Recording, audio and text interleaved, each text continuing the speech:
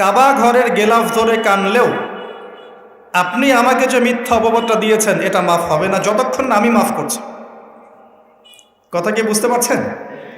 মনে করেন আপনি আমাকে মিথ্যা একটা অপবাদ দিয়েছেন এবং ধুয়ে রেখে দিয়েছেন একদম মিথ্যা অপবাদ দিয়ে।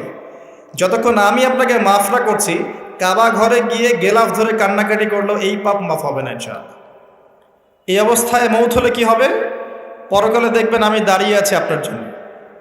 আপনার হিসেব হচ্ছে, হিসেব শেষ। আপনি সালাত, সওম, হজ জাকাতে নেকি নিয়ে উঠেছেন, কিন্তু দেখছেন আমি দাঁড়িয়ে আছি, আমার মতো আরও 10 জন দাঁড়িয়ে আছে। ওই 10 জনকে আপনি গালি দিয়েছিলেন, অপবাদ দিয়েছিলেন, তাদের গীবত করেছিলেন, তাদের সম্পদ বা সম্মানের হানি করেছিলেন। এখন কিয়ামতের মাঠে আপনার নেকি দিয়ে এই ঋণ শোধ করতে হবে, অন্য কোনো অপশন নাই। আর যদি নেকি শেষ হয়ে যায় তখন কি হবে? তখন আমার আমলনামা থেকে কিছু গুনাহ আপনাকে নিতে হবে।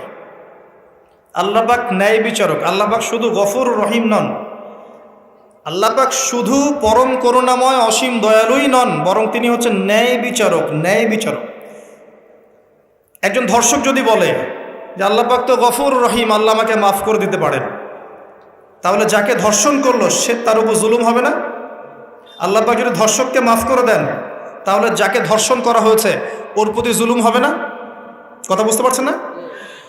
মনে করেন আপনি নাউজুবিল্লাহ কারো সম্পদ আত্মসাৎ করেছেন, এখন আল্লাহ যদি আপনাকে মাফ করে দেন, তাহলে এই যে যার সম্পদ আপনি আত্মসাৎ করেছেন এর উপরে জুলুম করা হচ্ছে না? আল্লাহ পাক কি জুলুম করবেন? এক জাররা পরিমাণ করবেন না। কিয়ামতের মাঠে নেকি দিয়ে তার এই ঋণ শোধ করতে হবে, অথবা তার গোনা আপনার কাঁধে নিয়ে জাহান্নামের পথে যেতেও হতে পারে। আল্লাহ পাক হেফাজত করুন। কাউকে অপবাদ দিয়েছি, কারো সম্মানহানি করেছি, কাউকে মিথ্যা অপবাদ দিয়েছি, কারো প্রতি হিংসা করেছি, বিদ্বেষ রেখেছি, কারো সম্পদ আত্মসাৎ করেছি, কারো জিনিস চুরি করেছি, ছিনতাই করেছি বা ডাকাতি করেছি, বা কারো সম্পদ আত্মসাৎ করে নিজের পেটে ভরেছি, প্রতিবেশীর জমি মেরে দিয়েছি, ওই 2 প্রতিবেশী চাষের জমি জোর করে জবরদখল করেছি। এক কথায় মানুষের সম্মান, জান মালের সাথে জড়িত যে পাপ, এই পাপ আল্লাহর কাছে মাফ হবে না। তাকওয়া কি জিনিস? আল্লাহ ভীতি। নবী সাল্লাল্লাহু আলাইহি ওয়াসাল্লাম বলছেন, আত-তাকওয়া হাহুনা। তাকওয়া হচ্ছে কলিজার মধ্যে, কলবের মধ্যে। আমার দাড়ি, টুপি, জুব্বা, পাগড়ি থাকতে পারে, কিন্তু আমার কলবে কতটুকু তাকওয়া আছে এটা আল্লাহ ছাড়া কেউ জানে না। তাকওয়া সম্পূর্ণ আল্লাহ জানেন একজন ব্যক্তির মধ্যে কতটুকু তাকওয়া আছে। অনেক সময় বাহ্যিক চোখে মনে হতে পারে এই ভাইটা ইসলামিক পোশাক পরে নাই, দাড়ি আমার চেয়ে একটু ছোট, চলাফেরা কেমন জানি, সুন্নতি পোশাক নাই, ওঠা বসা চলাফেরা কেমন মনে হচ্ছে। কিন্তু কে জানে যে তার মনের মধ্যে এমন তাকওয়া থাকতে পারে যার কারণে সে আমার চেয়ে বেশি সম্মানিত হতে পারে না? আবার অনেক সময় মনে হতে পারে যে আমি এইসব চেয়ারে বসে আছি, বড় বড় ওয়াজ করছি, নসিহত করছি, অনেক বড় বড় কথা বলছি, কোরআন এবং সুন্নাহর সামাজিক কথা বলছি, পলিটিক্যাল কথা বলছি, কোরআন সুন্নাহ থেকে কথা বলছি, দেখে মনে হচ্ছে আমার পুরো দেহটা তাকওয়ায় ভরপুর। এমন হতেও পারে যে আমার চেয়ে আপনার তাকওয়া বেশি আছে। কে জানে এটা? শুধু আল্লাহ জানেন। এবং এই তাকওয়াই হচ্ছে আল্লাহর কাছে সম্মান পাওয়ার একমাত্র মানদণ্ড। তাই এখানে একটা নসিহত হচ্ছে, আল্লাহর কাছে নিরপরাধ থাকার চেষ্টা করেন, মানুষের কাছে না। আল্লাহর কাছে ফেয়ার থাকেন, আল্লাহর কাছে আপনি নিষ্পাপ থাকার চেষ্টা করেন, মানুষের কাছে না। আল্লাহর কাছে ভালো হন, দেখবেন আল্লাহ রাব্বুল আলামিন মানুষের মনের মধ্যে আপনার জন্য ভালোবাসা সৃষ্টি করে দিবে ইনশাআল্লাহ। মানুষের কাছে নয়, লোক দেখানো বিষয় নয়। লোক দেখানো বিষয়টাকে রিয়া বলা হয়, এটা একটা গোপন শিরক। তাকওয়াই একমাত্র মানদণ্ড যা আল্লাহর কাছে সম্মানের মানদণ্ড হিসেবে গৃহীত। বংশ, ভাষা, দেশ বা জাতি বা বর্ণ, রক্ত, এগুলো তাকওয়ার মানদণ্ড নয়। এগুলো আল্লাহর কাছে সম্মানের মানদণ্ড নয়। এটা আগে ভালো করে আমাদেরকে বুঝতে হবে। আর সেই ব্যক্তি মুত্তাকি নিঃসন্দেহে, যে আল্লাহকে ভয় করে, আল্লাহর আদেশগুলোকে মেনে চলে, আল্লাহর নিষেধগুলোকে বর্জন করে, নবী সাল্লাল্লাহু আলাইহি ওয়াসাল্লামের তরিকা মতো চলে, কোরআন এবং সুন্নাহর আলোকে জীবন গড়ে, ইনশাআল্লাহ আমরা বলতে পারি এই ব্যক্তি মুত্তাকি। তারপরেও এই ব্যক্তি চূড়ান্তভাবে জান্নাতে যাবে কি যাবে না, এই কথা আল্লাহ ছাড়া কেউ বলতে পারেন? পারেন। আসেন, উমর রাদিয়াল্লাহু আনহু একজন সাহাবীকে বলছেন, আপনি কি আমাকে বলতে পারেন তাকওয়া কাকে বলে? উমর রাদিয়াল্লাহু আনহুকে বলা হচ্ছে, হে আমিরুল মুমিনিন, আপনি কি কখনো কাটা বিছানো পথে হেঁটেছেন? উমর রাদিয়াল্লাহু আনহু বলছেন, হ্যাঁ হেঁটেছে। কিভাবে হেঁটেছে? আমরা সতর্কতার সাথে পা ফেলেছি। ওই সাহাবী বলছেন, এটাই হচ্ছে তাকওয়ার উদাহরণ। জীবনে চলার পথে আপনার সামনে শিরিকের টোপ থাকতে পারে, বেদায়াতের টোপ থাকতে পারে, হারাম রিজিকের টোপ থাকতে পারে, জেনার টোপ থাকতে পারে, সুদের টোপ থাকতে পারে, অনেক রকম টোপ কাটা আপনার পথে থাকতে পারে। কিন্তু আপনি এগুলো বেছে বেছে চলছেন, বেছে বেছে পা ফেলছেন এবং জান্নাত আপনার গন্তব্যের দিকে এগিয়ে যাচ্ছেন। এটার নাম হচ্ছে তাকওয়া। আপনি আমি খুব ভালো করেই জানি যে আমরা আমাদের জীবনে কি কি বড় পাপ করেছি, আমাদের বিবেক জানিয়ে দিবে না? আমরা কিন্তু ভালো করেই জানি যে আমরা আমাদের জীবনে কি কি বড় পাপ করেছি। কত বছর নামাজ পড়িনি, কত বছর রোজা রাখি নাই, কত বছর যাকাত দেই নাই, কার কার ক্ষতি করেছি, কার কার উপর জুলুম করেছি, কয়বার জেনা করেছি, কয়টা মেয়ের সাথে সম্পর্ক করেছি, কতদিন বেপর্দায় চলেছি, বয়ফ্রেন্ডের সাথে কোথায় কোথায় ঘুরেছি, বয়ফ্রেন্ডের সাথে কি কি করেছি। এখন তো গার্লফ্রেন্ডও কি কি করে, তাই না ভাই? সুবহানাল্লাহ। আর কিসের জন্য অপেক্ষা করছেন? কিয়ামতের জন্য। আর কোন নিদর্শনের জন্য অপেক্ষা করছেন? তবে এর পরে একটা সময় আসবে যখন মানুষ ছেলে ছেলে আর মেয়ে মেয়ে বিয়ে করবে। এই ধাপটা পার করে আরেকটা ধাপে যাবে, সেটা হচ্ছে মানুষ জন্তু জানোয়ারের সাথে জেনা করবে। বিশ্বাস করলেন না? অপেক্ষা করতে থাকেন। যখন এটাও দেখবেন তখন আমার কথা মনে করে, ভাই কথাটা বলছিল আগেই, মানুষ জন্তু জানোয়ারের সাথেও জেনা করবে। ছেলে ছেলেকে বিয়ে করছে না, মেয়ে মেয়েকে বিয়ে করছে না, এবং এটাকে প্রমোট করা হচ্ছে এমনভাবে যে এটা একটা ভালো জিনিস, এটা একটা ব্যক্তি স্বাধীনতা, মানুষ চাইলে করতেই পারে। কয়দিন পরে দেখবেন মানুষ জন্তু জানোয়ারের সাথেও জেনা করে। বাচ্চাদেরকে মানুষ ধর্ষণ করছে না? এক সময় ছিল কি এই জিনিসটা, বাচ্চাদেরকে কেউ ধর্ষণ করতো? আজকে থেকে 100 বছর আগে ছিল? চিন্তা করে দেখেন, ছিল না। কিন্তু এখন স্বাভাবিক হয়ে যাচ্ছে না? অনেক দেখবেন বাচ্চা এখন ধর্ষিত হচ্ছে। আর যেহেতু এগুলোর বিচার হয় না সুষ্ঠু, ধর্ষক পার পেয়ে যায়। এগুলো কিন্তু এমনি এমনি হয়নি, আস্তে আস্তে এই সময়গুলো আসবে। যাই হোক, আমরা আমাদের ঈমান আমল হেফাজত করি, আমাদের পরিবারটাকে হেফাজত করি। আল্লাহ পাক তৌফিক দান করুন। তো যেটা বলছিলাম, আমরা কিন্তু জানি খুব ভালো করি যে আমরা কি কি পাপ করেছি। এই পাপগুলোকে একটু খাতার মধ্যে লিস্ট করতে হবে। পারবেন? নিজের বড় বড় পাপগুলোকে খাতায় লিস্ট করতে পারবেন? পারা যাবে ইনশাআল্লাহ। ছোটোখাটো পাপের কথা বাদ দেন। ছোটোখাটো পাপ আল্লাহ পাক অজু করলে মাফ করে দেন। অজু করলে পাপ মাফ হয়ে যায়। নামাজের জন্য হেঁটে যাচ্ছেন, পাপ মাফ হয়ে যায়। আপনি এই যে আপনার পায়ের মধ্যে একটা কাটা ফুটেছে, পাপ মাফ হয়ে গেছে। আপনি জ্বর আসছে, আপনার গোনা মাফ হয়ে যাচ্ছে। আপনি মুসাফা করছেন আমার সাথে, আপনার গোনা ঝরে যাচ্ছে, আমার গোনাও ঝরে যাচ্ছে। ছোটোখাটো পাপ মাফের অসংখ্য পদ্ধতি আছে, আল্লাহ পাক দিয়ে দিয়েছেন আমাদেরকে। কিন্তু কবিরা গুনাহ, বড় বড় কবিরা গুনাহ খাঁটি তওবা করা ছাড়া মাফ হবে না। আমি কি বুঝাতে পারছি? কবিরা গুনাহ খাঁটি তওবা না করলে মাফ হবে না। এই রমাজানে আমাদের কবিরা গুনার লিস্ট আমাদেরকে করতে হবে, নিজের আমলনামার লিস্ট নিজেকে করতে হবে। এবং রমাজানে রোজা রেখে সওমরত অবস্থায় আল্লাহকে বলতে হবে, আল্লাহ আমি অমুক পাপ করেছিলাম, আমাকে মাফ করে দাও। আল্লাহ আমি অমুক পাপ করেছি, আমাকে মাফ করে দাও। আল্লাহ আমি অমুক পাপ করেছি, আমাকে মাফ করে দাও। পারা যাবে ইনশাল্লাহ? আল্লাহর জন্য এক মুহূর্তের ব্যাপার। আল্লাহ পাক আপনার সমস্ত পাপকে নেকি দিয়ে পরিবর্তন করে দিবেন ইনশাআল্লাহ, যদি মুখলেসভাবে আপনি তওবা করতে পারেন। আরেকটা বিষয় থেকে যায়, সেটা হলো মানুষের সাথে জড়িত হক। অনেক সময় দেখা যায় কাউকে গালি দিয়েছি, এই জন্যে সবসময় সতর্ক থাকবেন আপনার যারা যেন মানুষের হক নষ্ট না হয়। মানুষ আপনাকে গালি দেখ, থাপ্পড় মারুক, জমি আত্মসাৎ করে ফেলুক, হক নষ্ট করুক, কি করে করুক, আপনি তারটা করতে চান না। যারা করছে আপনি লাভবান। আপনি কেমন করে লাভবান? আপনি অসংখ্য নেকি পাচ্ছেন, আপনি জানছেনও না। যেই আপনার বিরুদ্ধে মনে করেন আপনি নিষ্পাপ, আপনি মাজলুম, আপনি কোনো অন্যায় করেন নাই, আপনার বিরুদ্ধে জুলুম করা হচ্ছে, অপবাদ দেওয়া হচ্ছে, আপনাকে আন্ডারএস্টিমেট করা হচ্ছে, ইত্যাদি ইত্যাদি। আপনি বসে বসে নেকি পাচ্ছেন, বসে বসে নেকি পাচ্ছেন, এবং পরকালে কিয়ামতের মাঠে উঠে দেখবেন অসংখ্য নেকি অটোমেটিক আপনার আমলনামে চলে আসবে। তখন তারা আফসোস করবে দুনিয়াতে এই কাজগুলো না করে ভালো কিছু করলে ভালো হতো। যাই হোক, মানুষের সাথে জড়িত পাপ আল্লাহর কাছে মাফ হবে না। এই কারণে এই রমজান মাসে ওই লিস্টের মধ্যে থাকবে আমি কার কার ক্ষতি করেছি, থাকবেই। কিন্তু যতটুকু মনে পড়ে লিখে ফেলবেন, সুযোগ থাকলে সেটা ফেরত দিয়ে দিবেন। যদি সুযোগ না থাকে ক্ষমা চেয়ে নেবেন, যদি সেই সুযোগও না থাকে তার পরিবারের কাছে ক্ষমা চেয়ে নেবেন, যদি সেই সুযোগও না থাকে তার পক্ষ থেকে সৎকা করে দিয়ে পারা যাবে ইনশাল্লাহ। সেই সুযোগও নাই, তাহলে হাতটা তুলে তার জন্য দোয়া করবেন, আল্লাহ আমি আমার অমুক ভাইকে মিথ্যা অপবাদ দিয়েছিলাম, আল্লাহ তুমি তাকে মাফ করে দিও। আশা করা যায় আপনার গুনাহ আল্লাহ মাফ করে দিবেন ইনশাআল্লাহ। আসুন, রমজানের প্রথম কাজ এইটা, গুনার লিস্ট করা। একটু ধৈর্য ধরে বসেন, আমি অনেক ক্লান্ত, অনেক লম্বা সফর করে আসছি, এই জন্য আস্তে আস্তে কথা বলছি আর কি। তবে ইনশাআল্লাহ আজকে আমরা রমজানটাকে কিভাবে কাটাবো এবং কোরআনময় করে কিভাবে কাটাবো কিছু উপকারী কথা আপনাকে বলবো ইনশাআল্লাহ তাআলা। আল্লাহ পাক আমাদেরকে আমল করার তৌফিক দান করুন।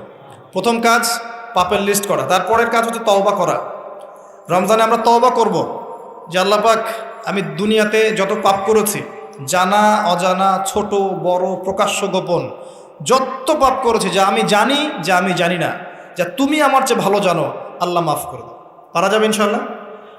খালি বলতে হবে আস্তাগফিরুল্লাহাল্লাযী লা ইলাহা ইল্লা হুয়াল হাইয়ুল কাইয়্যুম ওয়া আতুবু ইলাইহি, এটা পড়বেন। অথবা আল্লাহুম্মা আনতা রাব্বী লা ইলাহা ইল্লা আনতা খালাকতানি আনা আবদুক ওয়া আনা আলা আহদিক ওয়া ওয়া'দিকা মাস্তাতা'ত আউযু বিকা মিন শাররি মা সানা'ত আবুউ লাক বিনি'মাতিকা আলাইয়া ওয়া আবুউ বিযানবি ফাগফিরলি ফাইন্নাহু লা ইয়াগফিরু যুনুবা ইল্লা আনতা। পারা যাবে ইনশাআল্লাহ? হিসনুল মুসলিম, গুগল প্লে স্টোরে যান, একটা অ্যাপস আছে হিসনুল মুসলিম, একটা বই আছে, এটা কিনেন, সমস্ত দোয়া এখানে দেয়া আছে, দেখবেন আর পড়বেন, পকেটের মধ্যে রাখবেন, দেখবেন, পড়বেন। পড়া যাবে ইনশাআল্লাহ? ইনশাআল্লাহ। এরপরে তওবার পরে কি? তওবার পরে রমজান মাসের বাজার আগে করব। এখন শাবান মাস চলছে, হাতে যতটুকু টাকা পয়সা আছে বা জমানো কিছু টাকা তো আছে, এখান থেকে আপনি রমজান মাসের বাজার করবেন। রমজান মাসে আপনি বেশি বেশি বাজারে যাবেন না, ওই মাসে যেটা আর্ন করবেন সেটা জমিয়ে রাখবেন, সমস্যা নাই। সম্ভব হলে ঈদের যে কাপড় চোপড় লাগে, আপনার স্ত্রীর জন্য এক সেট, আপনার বাচ্চার জন্য এক সেট, আপনার এক সেট, নতুন কাপড় পরা সুন্নত, এবং আমরা সবাই নতুন কাপড় পরার চেষ্টা করবো ইনশাআল্লাহ। যাদের নতুন কাপড় নাই তাদেরকে কাপড় দেওয়ার চেষ্টা করবেন ইনশাআল্লাহ। এটাও কিনে রাখতে পারেন আগে ভাগেই। রমজান মাসে আপনি বাজারে সময় দিবেন না, দুনিয়ার কাজে বেশি ব্যস্ত হবেন, এটা একটা টার্গেট। এরপর আপনি রমজান মাসে একটা প্রজেক্ট হাতে নেবেন যে আমার মতো বহু মুসলিম সমাজে আছে যাদের পুরো মাস চলার মতো টাকা পয়সা নাই, আছে না? সামাজিকভাবে হোক, মাদ্রাসার উদ্যোগে হোক, বা রাষ্ট্রীয়ভাবে হোক, যেভাবে হোক, এই গরিব মানুষদের লিস্ট করে বাসায় বাসায় অন্তত এক মাসের বাজার খরচ পৌঁছে দেওয়ার চেষ্টা করতে হবে। পারবেন? পারবেন না? এক মাসের বাজার কত টাকা লাগে? 2000, 3000, নিত্য প্রয়োজনীয় কথা বলছি, সব তো দিতে পারবেন না। 2-3 হাজার, 4000, এর মধ্যে সে চাল পাবে, ডাল পাবে, ছোলা বুট পাবে, তেল পাবে। বাই দ্য ওয়ে, তেলের দাম যে এখন কত আমি তো জানি না, আমি অবশ্য বাজারে যাই না, আমি জানি না দাম কত। তবে একটা ফেসবুক স্ক্রল করতে গিয়ে একটা ভিডিও আসলো, দেখলাম, যে দেখে খুব হাসি বের হলো আর কি, যে বাড়ির গিন্নি সে কড়াই ধরে আছে, আর বাড়ির কর্তা ওই তেলের বোতলটাকে তালা দিয়ে লক করে রেখেছে আর কি। তো গিন্নি এসে বলছে আজকে রান্না করবো, তেল দাও। সে উঠে লক খুলে যে কৌটাটা আছে, যে কৌটার মুখটাতে এক কর্ক তেল ঢেলে এই আপনার কড়াইতে দিল, যে এটা দিয়ে আজকে চালাও। তো আল্লাহ পাক আমাদের এক শ্রেণীর অসৎ ব্যবসায়ীদেরকে হেদায়েত করুক, যারা কৃত্রিম সংকট তৈরি করে জিনিসপত্রের দাম বাড়ায়। আল্লাহ পাক এদেরকে হেদায়েত করুক। কঠিন শাস্তির আওতায় আনা উচিত। যদি এটা ওমর রাদিয়াল্লাহু আনহুর শাসন হতো, দেখতেন শাস্তি কাকে বলে, প্রকাশ্যে শাস্তি দিত তারা। যদি এটা ওমর রাদিয়াল্লাহু আনহুর যুগ হতো, তাহলে দেখতেন শাস্তি কাকে বলে। ওমর ইবনুল খাত্তাব রাদিয়াল্লাহু আনহুর একজন ছেলে একটা অন্যায় করেছিল, সম্ভবত তিনি মদ পান করেছিলেন, সম্ভবত। কাজী দোররা দিচ্ছে 80 বেত্রাঘাত, দোররা আস্তে আস্তে দিয়েছে, আমিরুল মুমিনের ছেলে, জোরে মারা যাবে না। ওমর রাদিয়াল্লাহু আনহু নিজে উঠে গিয়ে সেই দোররা হাতে নিয়ে নিজে পিটানো শুরু করলেন। দোররা মারা শেষ হওয়ার আগেই ছেলে ডেড, স্পট ডেড। কথা কি বুঝতে পারছেন? এবার ছেলেকে দাফন করলেন। দাফন করে বাকি দোররা যে কয়টা বাকি ছিল, এই বাকি দোররাগুলো তার কবরের উপরে মারছে। মারার পরে আল্লাহকে বলছে, আল্লাহ আমাকে মাফ করে দিও, হয়তো আমি ন্যায় বিচার করতে পারলাম না। আমি কি বুঝাতে পারছি ভাই? এটা তার শাসন। এরকম শাসন আবার আসবে ইনশাআল্লাহ। মনে করবেন না যে আসবে না। যা দেখছেন সব কিছু থাকবে না, এগুলোর কিছুই থাকবে না। যেটা বলছি, বাজার করে ফেলেন এবং প্রজেক্ট নেবেন। যারা দরিদ্র দুস্থ, এদের পরিবারে আমরা পার পরিবার একটা করে প্যাকেজ পাঠিয়ে দেব, যেখানে নিত্য প্রয়োজনীয় দ্রব্য থাকবে।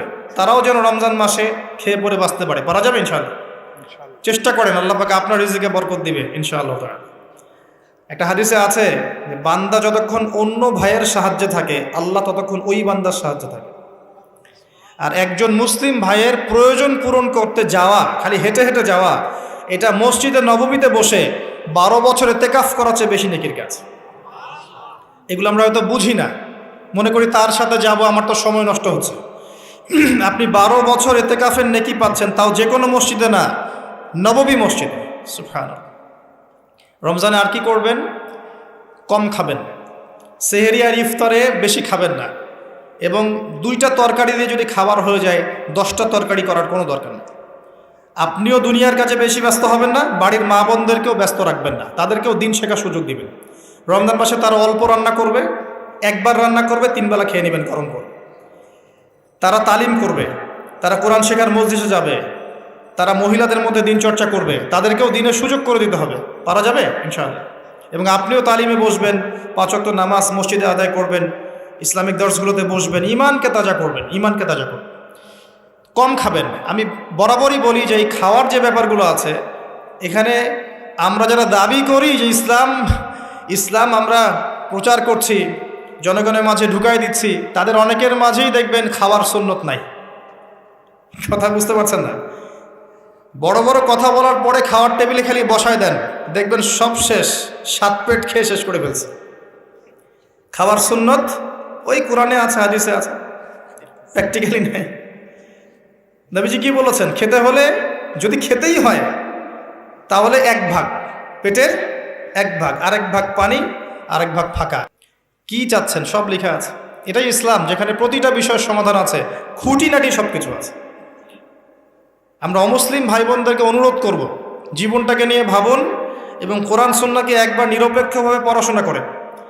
এরপর যদি আপনার মনে হয় মন থেকে, হ্যাঁ, কোরআন এবং সুন্নাহয় সব কিছুর সমাধান আছে, নিঃসন্দেহে এটা এক আল্লাহর পক্ষ থেকে মনোনীত দিন, আর দেরি করবেন না, ইসলাম কবুল করে ফেলুন।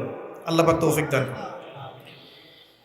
বলা যায় না তাদের দ্বারা আল্লাহ পাক আমাদের চেয়ে অনেক বেশি খেদমত নিতে পারেন। আল্লাহ পাক এটা বলেছেন, ওয়া ইন তাতাওয়াল্লাউ, হে মুসলিমরা, তোমরা যদি মুখ ফিরিয়ে নাও, আল্লাহর দায়িত্ব পালন না করো, আমানতের খেয়ানত করো, ইস্তাবদিল কওমান গায়রাকুম, আল্লাহ পাক অন্য কওমকে তোমাদের জায়গায় নিয়ে আসবেন, সুম্মা লা ইয়াকুনু আমসালাকুম, তারা তোমাদের মতো অপদার্থ হবে না। আসুন, রমজান একটু কম খাওয়ার অভ্যাস করেন, সেহরিতে কম, ইফতারেও কম। এমনভাবে খাবেন না যে মনে হচ্ছে এটা আপনার জীবনের শেষ খাওয়া, এইভাবে খাবেন। এবার সম রেখেছেন, সম রাখা অবস্থায় 5 ওয়াক্ত নামাজ জামাতে পড়তে হবে, প্রথম টার্গেট। পারা যাবে ইনশাআল্লাহ? 5 ওয়াক্ত নামাজ জামাতে পড়ব। সরকার বাধা দিবে? প্রশাসন বাধা দিবে? আপনার পরাশক্তির আপনাকে বোম মারবে? কিচ্ছু হবে না। আপনি আপনার দিন পালন করবেন। লাকুম দীনুকুম ওয়ালিয়া দিন, তোমাদের দিন তোমাদের, আমার দিন আমার। আপনি 5 ওয়াক্ত সালাত মসজিদে পড়ার চেষ্টা করবেন ইনশাআল্লাহ তাআলা। আর নামাজ পড়বেন রাসূল সাল্লাল্লাহু আলাইহি ওয়াসাল্লামের তরিকা মোতাবেক, তাড়াহুড়া করে 3G 4G নামাজ, রিল্যাক্সে নামাজ পড়বেন। ঠিক আছে ইনশাআল্লাহ? আসেন, রোজা রেখে আর কি করবেন? বেশি থেকে বেশি আল্লাহর জিকির করবেন। সুবহানাল্লাহ, আলহামদুলিল্লাহ, লা ইলাহা ইল্লাল্লাহ, আল্লাহু আকবার, সুবহানাল্লাহি ওয়া বিহামদিহি, সুবহানাল্লাহিল আযীম, লা ইলাহা ইল্লাল্লাহ ওয়াহদাহু লা শারীকা লাহ, লাহুল মুলকু ওয়া লাহুল হামদু ওয়া হুয়া আলা কুল্লি শাইইন কাদির, লা হাওলা ওয়া লা কুওয়াতা ইল্লা বিল্লাহ ইত্যাদি। যত জিকির আছে বেশি থেকে বেশি করবেন। মানুষের সাথে কথা কম বলবেন। অহেতুক চায়ের দোকানে আড্ডা পিটাবেন না, অহেতুক পাবজি নিয়ে পড়ে থাকবেন না, অহেতুক ফেসবুকে স্ক্রল করে সময় নষ্ট করবেন না, অহেতুক ইউটিউবে পড়ে থাকবেন না। আপনি জিকিরে সময় দিবেন, জায়নামাজে বসে থাকবেন, জিকিরে সময় দিবেন। আল্লাহ পাক তৌফিক দান করুন। এবং বেশি থেকে বেশি দোয়া করবেন আল্লাহর কাছে রমজান মাসে। দোয়া আপনার নিজের জন্যে, আপনার মা বাবার জন্যে, আপনার মৃত আত্মীয় স্বজনের জন্যে, আপনার ফিউচারের জন্যে, আপনার সন্তানদের জন্যে, আপনার দেশের জন্যে, আপনার জনগণের জন্যে, মুসলিম উম্মার জন্যে, সবার জন্য কি করবেন? দোয়া করবেন। দোয়ায় কার্পণ্য করবেন না।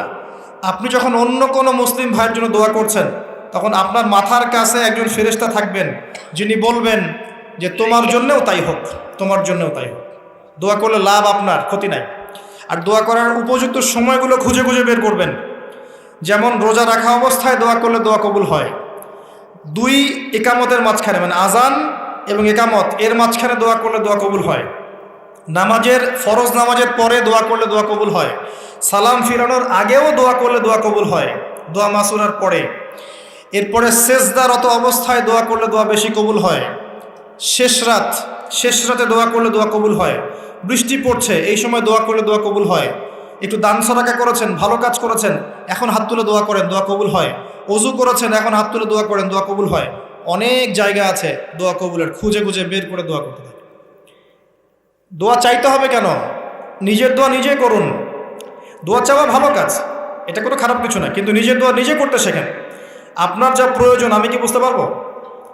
আপনি যদি বলেন ভাই দোয়া করেন, আমি বলতে পারি বারাকাল্লাহ ফিক, কিন্তু আপনার কি কি দরকার, আপনার মূল চাহিদা কি কি, আপনাকে নিজের ভাষায় আল্লাহর কাছে বলতে হবে। যদি আপনি কোনো মতে আরবিও না জানেন, আরবির কিছুই জানেন না, আমি বলবো আপনি প্রয়োজনে বাংলাতেই আল্লাহর কাছে দোয়া করেন। আল্লাহ পাক সব ভাষা বুঝবেন ইনশাআল্লাহ। আল্লাহ পাক কি সব ভাষা বুঝবেন না? ইনশাআল্লাহ।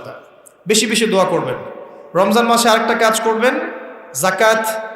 আপনাদের জাকাত যেটা আছে নিসাব পরিমাণ জাকাত লিস্ট করে ফেলবেন, হিসাব করবেন, রমজান মাসে জাকাত দিয়ে দিবেন। জাকাত আটকে রাখবেন না।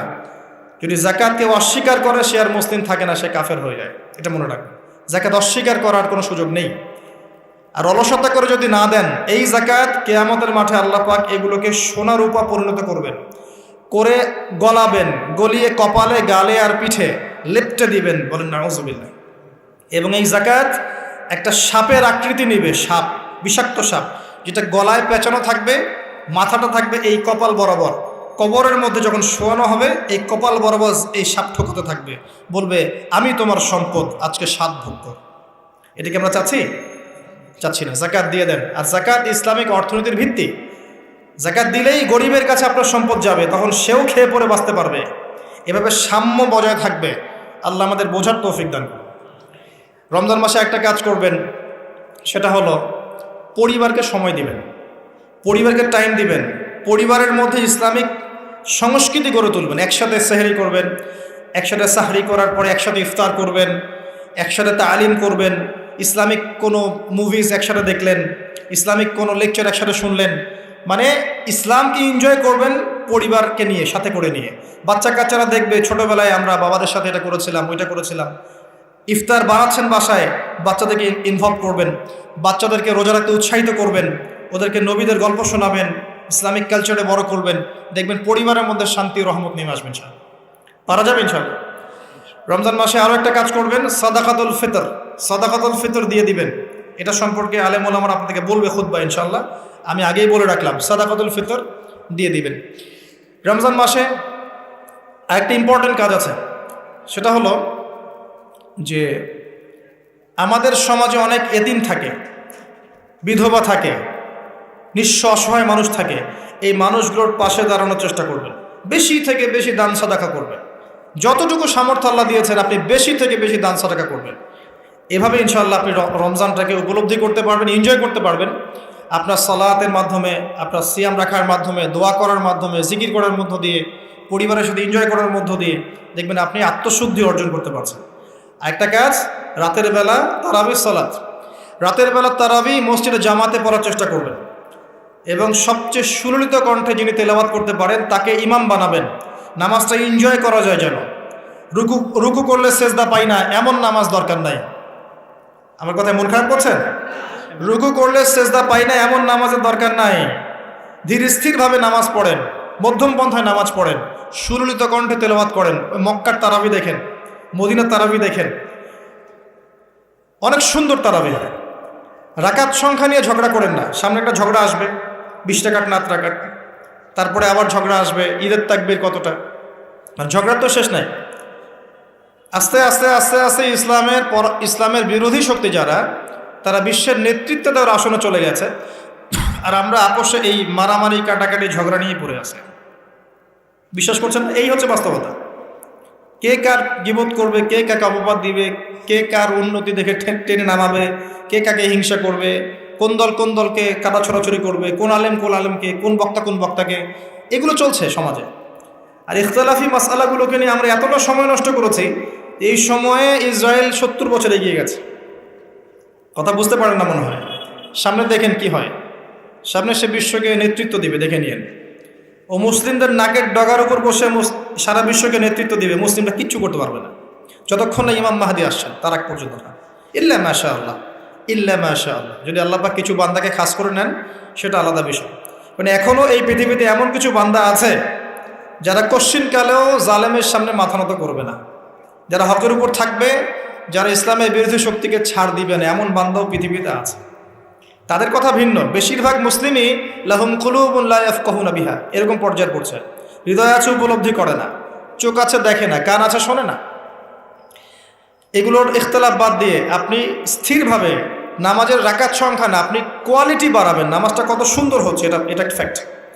এবং তারাবির নামাজটাকে এনজয় করেন। খতম হবে কোরআন, আমরা কোরআনকে এনজয় করবো ইনশাআল্লাহ। এরপরেও শেষ রাত্রে আপনি চেষ্টা করেন নিজে ওঠার জন্য, পরিবারের লোকজনকে ওঠানো, আসো 2 রাকাত নামাজ পড়ি, আসো 4 রাকাত নামাজ পড়ি। সেহরি করার 1 ঘন্টা আগে ওঠা যাবে না?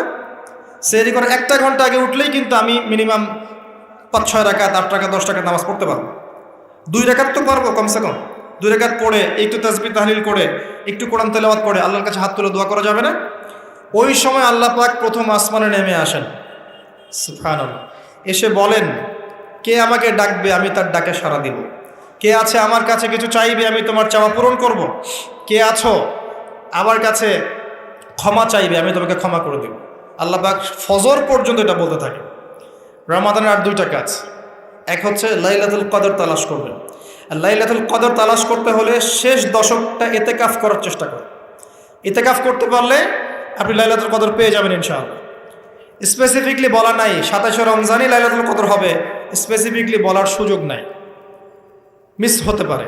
নবীজি বলেছেন শেষ দশকের বেজর রাত 21, 23, 25, 27, 29 যে কোনো একটা রাত লাইলাতুল কদর হবে। এক রাত ইবাদত করবেন, সারা হাজার মাস ইবাদত করার নেকি পেয়ে যাবেন ইনশাআল্লাহ তাআলা। এই রাতে দোয়া করলে দোয়া কবুল হয়ে যায়।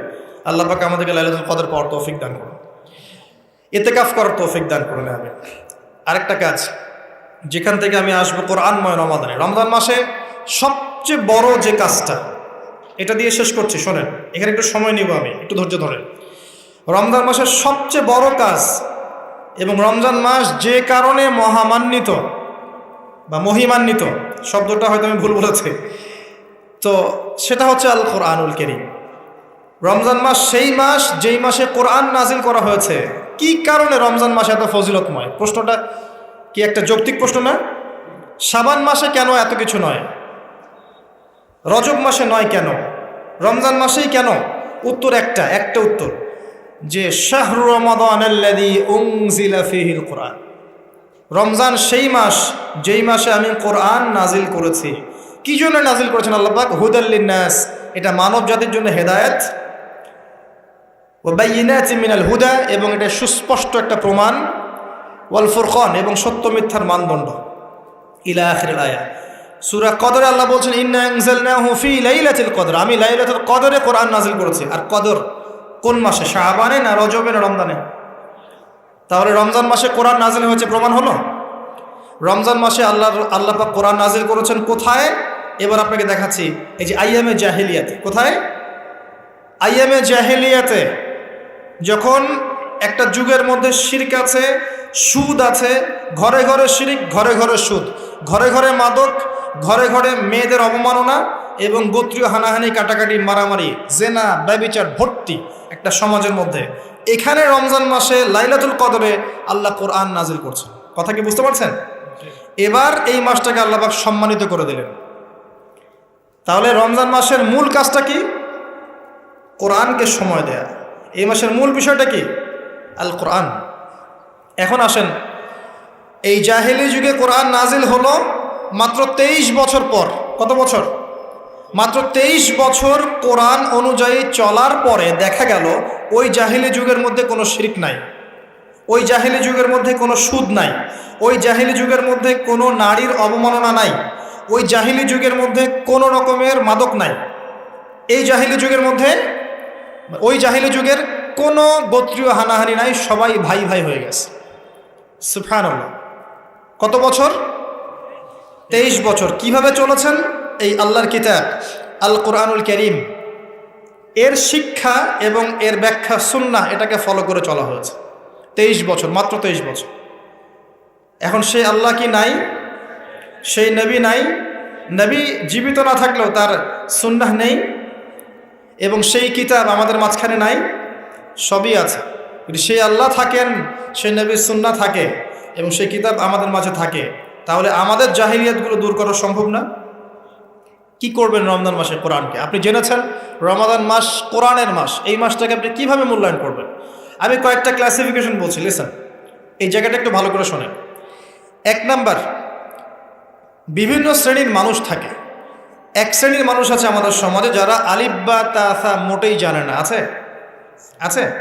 এমন অনেক মানুষ আছে, এদের সংখ্যা কিন্তু কম না, প্রচুর মানুষ যারা আলিফ বা তাসাও উচ্চারণ করতে পারবে।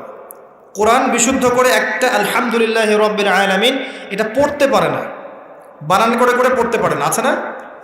এক কথায় বিশুদ্ধ তেলাওয়াত করতে পারে না, এমন মানুষের সংখ্যা কম না বেশি? প্রচুর। তাদের জন্য এই রমজানের টার্গেট হচ্ছে তাদেরকে এই রমজানের মধ্যেই কোরআন তেলাওয়াত করা শিখতে হবে। এতটুকু পারবেন? পারবেন না? ভয় পাচ্ছে? রমজান 1 মাস সময় লাগার কথা না, আপনার 20 দিন সময় লাগবে কোরআন তেলাওয়াত শিখতে ইনশাআল্লাহ। বিশ্বাস হচ্ছে না? হয়তো আপনি দ্রুত গতিতে পড়তে পারবেন না, কিন্তু পড়তে পারবেন। আপনি মদ মাখরাজ তাজবিদগুলো শিখতে পারবেন। এখন আপনার জন্য টার্গেট যারা কোরআন মোটেই তেলাওয়াত করতে পারেন না, এই মাসে 1 মাসের মধ্যে আপনি কোরআন তেলাওয়াত করা শিখবেন, এটাই আপনার টার্গেট। পারবেন? মনে রাখবেন, নবী সাল্লাল্লাহু আলাইহি ওয়াসাল্লাম বলেছেন ইকরাউল কোরআন, তোমরা কোরআন তেলাওয়াত করো। ফাইন্নাহু ইয়াতি ইয়াউমাল কিয়ামা শাফিআন লিআসহাবিহি, কোরআন কিয়ামতের দিন তার পাঠকারীর জন্য সুপারিশকারী হবে ইনশাআল্লাহ তাআলা। খায়রুকুম মান তাআল্লামাল কোরআন ওয়া আল্লামাহ, তোমাদের মধ্যে সেই ব্যক্তি শ্রেষ্ঠ বা উত্তম যে নিজে কোরআন শেখে, অন্যকে শেখায়। আরও হাদিস এসেছে, নবী সাল্লাল্লাহু আলাইহি ওয়াসাল্লাম বলেছেন আল্লাযী ইয়াকরাউল কোরআন ওয়া হুয়া মাহিরুম বিহ, যে ব্যক্তি কোরআন তেলাওয়াত করে এবং তার উপরও দক্ষ হয়, মা'আস সাফারাতিল কিরামিল বাররা, সেই ব্যক্তি সম্মানিত ফেরেশতাদের সাথে হাসর করবে ইনশাআল্লাহ। ওয়াল্লাযী ইয়াকরাউল কোরআন ওয়া ইয়াতাতা'তাউ ফিহি, আর যে ব্যক্তি কোরআন তেলাওয়াত করে কিন্তু করতে গিয়ে আটকে যায়, ওয়া হুয়া আলাইহি শাক, এটা তার জন্য কষ্টকর হয়, ফালাহু আজরান, তার জন্য ডাবল পুরস্কার আছে। একটা হাদিসে, তিরমিজির হাদিসে নবীজি বলেছেন যে মান করা হারফাম মিন কিতাবিল্লাহি ফালাহু হাসানা, যে ব্যক্তি একটা হরফ পড়বে আল্লাহর কিতাবের, আলিফ লাম মিম, লা আকুলু আলিফ লাম মিম হারফুন, নবীজি বলছেন আমি বলছি না যে আলিফ লাম মিম তিনটা মিলে একটা হরফ, বাল আলিফুন হরফ, লামুন হরফ, মিমুন হরফ, আলিফ একটা হরফ, লাম একটা হরফ, মিম একটা হরফ, প্রত্যেকটা হরফে তার 10টা করে নেকি হবে ইনশাআল্লাহ। আল হাসানাতু বিআশরি আমসালিহা, একটা নেকিকে 10 দিয়ে গুণ করা হবে। আর রমজান মাসে যে কোনো নেক আমল 70 গুণ বাড়িয়ে দেওয়া হয়। আল্লাহ চাইলে 700 গুণ বাড়াতে পারেন, আল্লাহ চাইলে অপরিসীম বাড়াতে পারেন। আল্লাহ পাক কবুল করুন। তিলাওয়াত করবেন, তিলাওয়াত শিখবেন। তো যাদের কোরআন তেলাওয়াত করার যোগ্যতা নেই, এই মাসে কি টার্গেট দিলাম ভাই? এই মাসে আপনি ন্যূনতম টার্গেট জাস্ট কোরআন তেলাওয়াত শিখবেন, পারবেন ইনশাআল্লাহ? অনেকের মধ্যে কনফিউশন আছে না, আমারটা হচ্ছে কি হচ্ছে না, আছে না, সঠিক হচ্ছে কি হচ্ছে না। আপনিও এই টার্গেটে থাকেন, আপনি এই মাসে কোরআন আবার তেলাওয়াত করা শিখবেন। কিভাবে শিখবেন? মাদ্রাসায় কোর্স করানো হবে, আপনি মাদ্রাসায় যাবেন। অনলাইনে যদি কোর্স করায় কেউ, অনলাইনে কোর্স করবেন, অথবা বাসায় একটা আরবি শিক্ষক নেবেন, অথবা মসজিদ ভিত্তিক এই মাসব্যাপী কোরআন শিক্ষার কার্যক্রম চালু করবেন। করা যাবে ইনশাআল্লাহ। এটা উচিত রাষ্ট্র থেকে চালু করে দেয়া মাসব্যাপী কোরআন শিক্ষার কার্যক্রম। এটা করতে পারলে সবচেয়ে ভালো হতো। এদেশ থেকে যত মহামারীর ভাইরাস সব চলে যেত। বিশ্বাস করেন না? কোরআনের বরকতে সব বিপদ আপদ কেটে যেতে পারে। সূরা বনী ইসরাঈল আল্লাহ পাক বলেছেন যে ওয়াইদা ক্বরা'তাল কোরআন, হে নবী আপনি যখন কোরআন তেলাওয়াত করবেন বা করেন, জাআলনা বাইনাকা ওয়া বাইনাল্লাযীনা লা ইউমিনুনা বিল আখিরাহ হিজাবাম মাসতুরা, যখন আপনি কোরআন তেলাওয়াত করেন তখন আপনার এবং ওই জগৎ, যেই জগৎটা আল্লাহ এবং পরকালে বিশ্বাস করে না, এদের মাঝখানে মানে ইমানদার এবং এর শত্রুদের মাঝখানে আমি আল্লাহ একটা অদৃশ্য পর্দা স্থাপন করে দিই। সুবহানাল্লাহ। ওই দিক থেকে কোনো ক্ষতি আপনাকে স্পর্শ করতে পারবে না। যাই হোক, এটা আপনাদের টার্গেট। 2 নাম্বার, দ্বিতীয় শ্রেণীর মানুষ যারা কোরআন মাশাআল্লাহ তিলাওয়াত করতে জানেন এবং আপনার কনফিডেন্স আছে। এখানে একটা কথা বলতে ভুলে গিয়েছিলাম যে আপনাকে শয়তান 3 ভাবে বিভ্রান্ত করতে পারে। একটা হচ্ছে শয়তান কিন্তু আপনাকে বোঝাতে পারে যে আপনি অনেক জানেন, আপনার জানার দরকার নাই। এটা শয়তান আপনাকে বোঝাতে পারে। 2 নাম্বার বোঝাতে পারে যে আপনার দ্বারা হবে না, আপনি পারবেন না। আমার কথাটা মনে রাখেন। 3 নাম্বার বোঝাতে পারে যে আমার অনেক সময় পড়ে আছে, পরে শিখে নেবে, এত তাড়াহুড়োর কি আছে। এই 3টা অস্ত্র শয়তানের বড় বড়।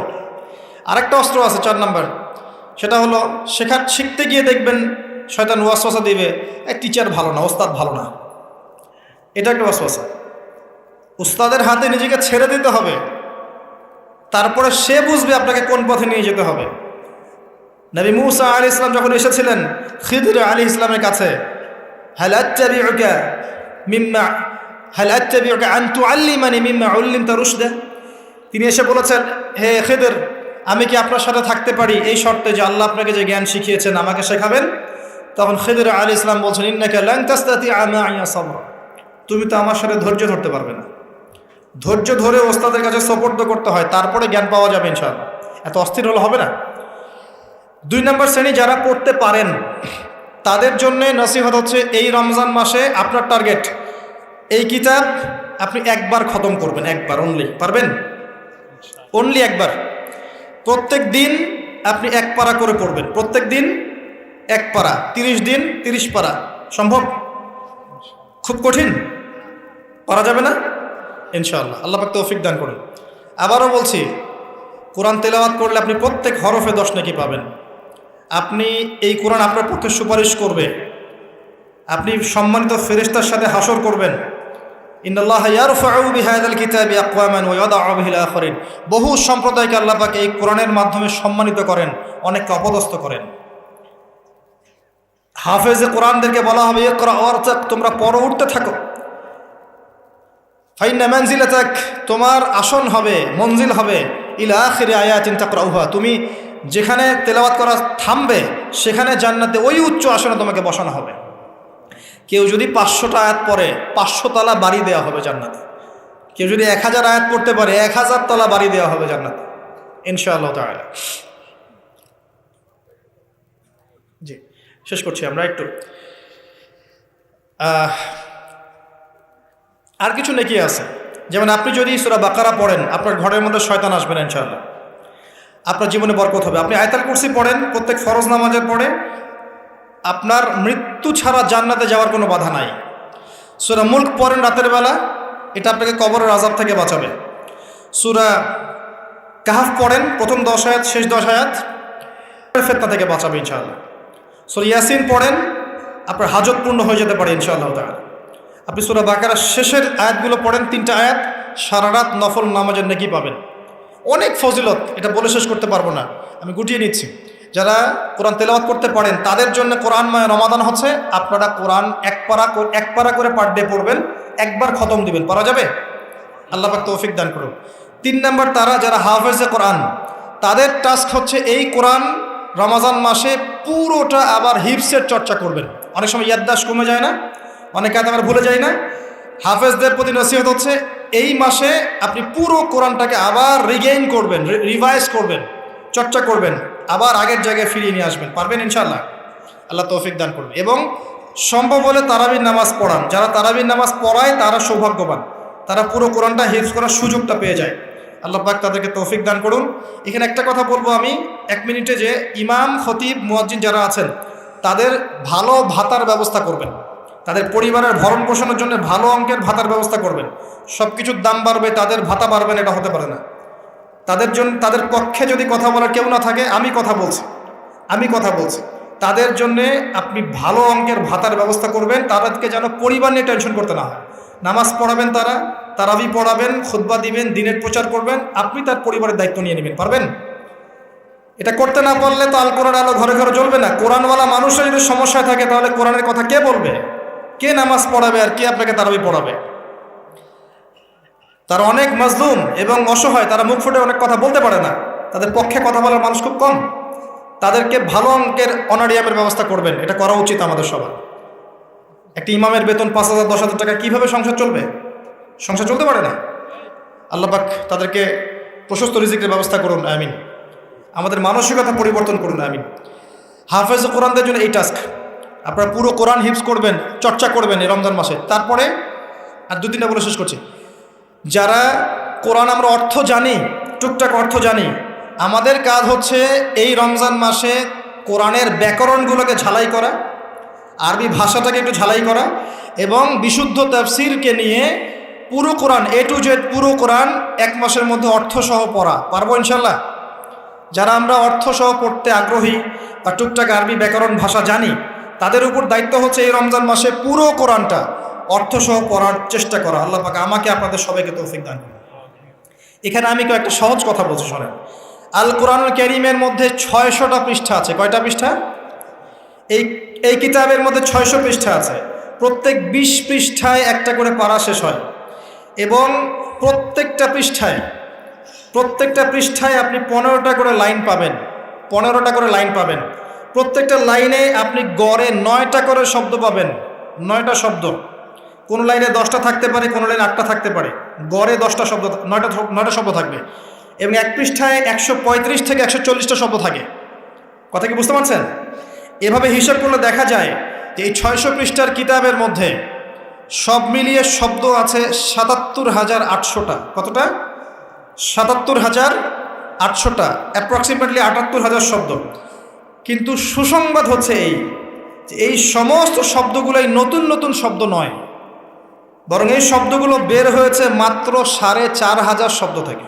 সুবহানাল্লাহ, চিন্তা করতে পারেন? মাত্র 4,500 শব্দ থেকে এই সমস্ত শব্দগুলো বের হয়েছে। এই শব্দগুলো আবার 3 ভাগে বিভক্ত। একগুলো হচ্ছে নাউন্স বা বিশেষ্য বা ইসম, একগুলো হচ্ছে ফেল বা ক্রিয়া, একগুলো আছে হরফ বা প্রিপোজিশন বা অব্যয়, এই টাইপের। এর মধ্যে মাত্র 200 থেকে 300টা মাজদার যদি আপনি জানেন, এবং একটা শব্দ থেকে অনেকগুলো শব্দ তৈরি করার এই ব্যাকরণের টেকনিকটা যদি শিখতে পারেন, আপনি ইনশাআল্লাহ তাআলা অল্প সময়ের মধ্যেই দেখবেন আল কোরআনের মিনিমাম অর্ধেক অর্থ আপনি বুঝতে পারছেন। এটা এত সহজ, আলহামদুলিল্লাহ। অনেকে বলবেন যে এটা তাকে শুনি নাই। নতুন নতুন মেথড আসছে না? FM মেথড, এই মেথড, সেই মেথড আসছে না? আরবি ভাষা নিয়েও চর্চা হয়, মেথড বের হয়।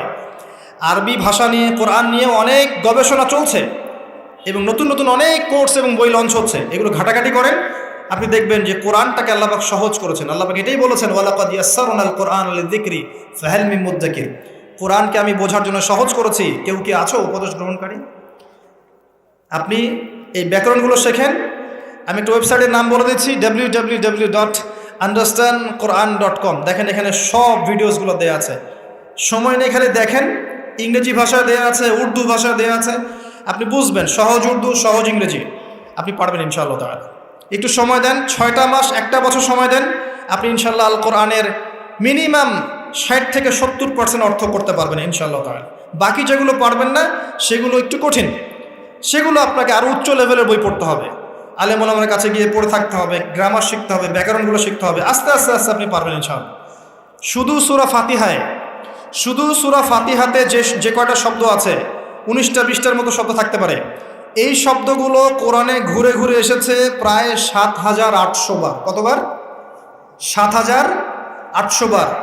এই শব্দগুলো আলহামদু, লিল্লাহি, মালিক, আর রহমান আর রহিম, ইয়াকা না'বুদু নাস্তাইন, এই শব্দগুলো ঘুরে ঘুরে কোরআনে এসেছে প্রায় 7,800 বার। আপনি সূরা ফাতিহার অর্থ জানেন, অর্থ হচ্ছে আপনি কোরআনের 7,800টা অর্থ জানেন। মজা করে শেখেন, এনজয় করে শেখেন। দেখবেন অনেক কোর্স আছে, এগুলো ঘাটেন, আলেম ওলামার কাছে যান, কম্বাইন্ড করেন, চর্চা করেন, আপনি পারবেন ইনশাআল্লাহ। পারবেন এটা হতে পারেন, আপনি পারবেন, আপনার দ্বারাই হবে ইনশাআল্লাহ তাআলা। আল্লাহ পাক কবুল করুন। তাই যারা আমরা টুকটাক আরবি ব্যাকরণ শিখতে পারি বা জানি বা চর্চা করি, তাদের উচিত রমজান মাসে এটাকে চর্চা করা এবং শুরু থেকে শেষ পর্যন্ত অর্থটা পড়া। যেটা আপনার কাছে বিশুদ্ধ তাফসির মনে হয়, হোক মারিফুল কোরআন বা ইবনে কাসির বা জালালাইন, যেটা আপনার কাছে ভালো লাগে সেটা নেন বা একাধিক তাফসির নেন। প্রতিদিন এক পারা করে আপনি অর্থ পড়ার চেষ্টা করেন। ইনশাআল্লাহ এক মাসে একবার কোরআনের অর্থ পড়া যাবে ইনশাআল্লাহ তাআলা। আল্লাহ পাক আমাদের সবাইকে আল কোরআনের অর্থ বোঝার তৌফিক দান করুন, আমিন। এরপরে আমরা কোরআনের আদেশ এবং নিষেধগুলোকে রমজান মাসে মানব। সমস্ত কোরআনের আদেশ মানার চেষ্টা করব। নামাজ হোক, রোজা হোক, হজ জাকাত হোক, আপনার সত্য কথা বলা, পিতামাতার খিদমত করা, প্রতিবেশীর হক, সমস্ত সৎ বিষয়গুলো আমরা করার চেষ্টা করব ইনশাআল্লাহ তাআলা। একই সাথে কোরআনে যত নিষেধ করা আছে, যত হারাম নিষেধ করা আছে, শিরিক করো না, বেদাত করো না, হারাম খেও না, চুরি করো না, সুদ খেও না, জেনা করো না ইত্যাদি, এগুলো ছেড়ে দেবো ইনশাআল্লাহ। আল্লাহ পাক তৌফিক দান করুন। এবং সর্বশেষ কথা, এই রমজান মাসকে কোরআনময় করতে হলে কোরআনের দাওয়াত আমাদের সবার ঘরে ঘরে পৌঁছাতে হবে। কোরআনের দাওয়াত কিভাবে ঘরে ঘরে পৌঁছাবেন সেটার ফিকির আপনারা করেন। মসজিদ ভিত্তিকভাবে, মাদ্রাসা